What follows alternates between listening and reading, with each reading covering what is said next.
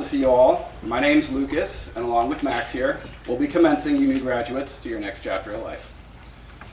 Hopefully you've given this next chapter some thought, but no matter your plans, you're about to take a massive step into adulthood, independence, and a world much bigger than what you may already know.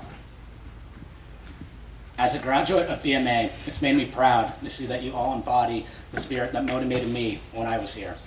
Right? Whether that's enjoying volleyball under the lights, talking trash on icy van rides to races, or puking on time tyke. I think we can all agree that we have some pretty good traditions here at BMA.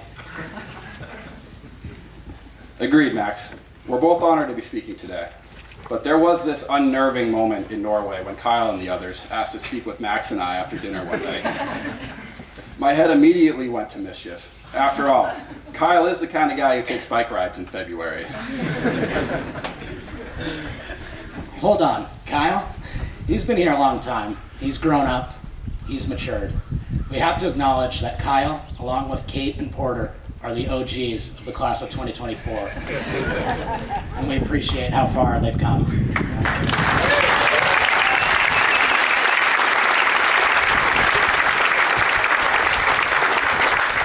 That's right. How far we've all come. We're all here to grow. Just 3 short years ago, the idea of even working with teenagers day in and day out actually made me feel ill.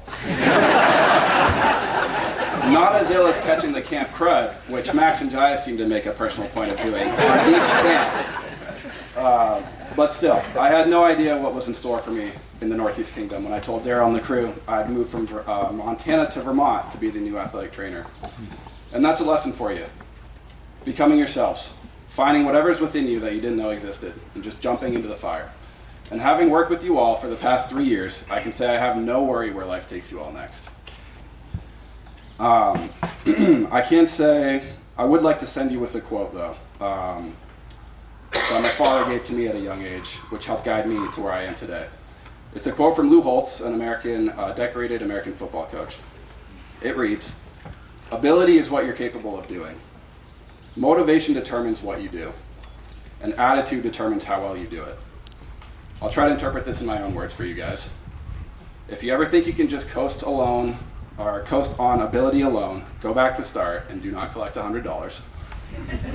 You need passion to keep the fire fueled, and if you bring the wrong attitude with you, you'll only bring others around you down. But if you dig inside and you find the right formula, even if only in part, you will persevere. Perseverance in the face of adversity is a lifelong struggle. It's not just the OGs who have this experience. Who on this stage hasn't been injured? Who hasn't had to claw their way back from a baseline they've achieved 6 months or a year before? I can think of 6 people who have earned our unending respect for their perseverance. Kira, Kyle, Sierra, Dagan, Helena, and Santa have all proven that their will to fight is so much stronger than taking the easy route of surrender, and we all respect you for that. All this talk of dedication makes me think of the years Helena, Cameron, and Mimi have been the adults in the room. And to be honest, even among certain adults. These 3 have done a fantastic job of modeling the behavior we hope to see in all Berkeys. They've done it in the dining hall, in the classroom, in the dorm, on the hill, but most importantly, in raising Griffin.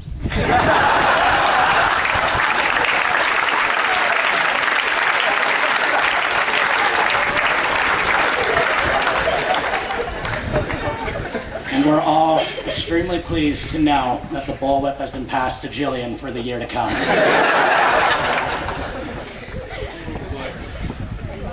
Indeed. Dedication and the right behavior have carried many of you far in your journey here. I know this by you even being here at BMA. Some of you living halfway across the world from your parents, traveling to different countries, states, all to pursue the sport you've dedicated so much effort, time, energy, tears, and blood, which I can personally vouch for. All while going to school, creating social lives, relationships, and being teenagers at the same time. That's right. Just the other day, we did a team building exercise in which the FIS men identified the 3 H's.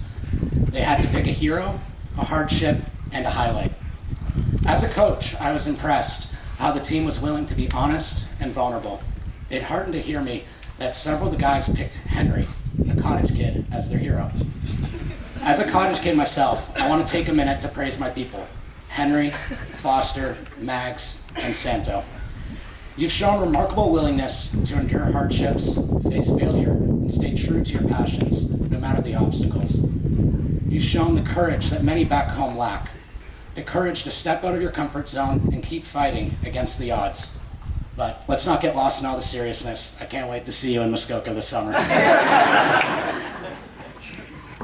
We could go on for hours. You've been so much fun to work with, and we've drawn more inspiration from you guys than you'll ever know.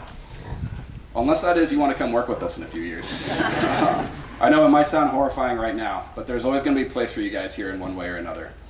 And if not, I hope you can carry the fun you had here into your lives forever. You are teenagers, you are still developing, and that doesn't stop with today's graduation. Put the phones away and remember that the natural world is what drew you to this sport and this way of life in the first place. And finally, do me a solid and promise me one thing. Whatever you do in life, you'll find the joy and passion where you live every moment to the fullest. Eventually, everyone leaves ski racing behind, but my hope is that you'll find motivation to embrace who you are. Many of you made great progress in this journey, but there's so much more for you to discover. The future is exciting. Have fun with it. Yes, there'll be ups and downs, but if you continue to nurture and develop the fortitude you've demonstrated here at Burke, you'll find yourself living a rich and fulfilling life. Here's to the class of 2024.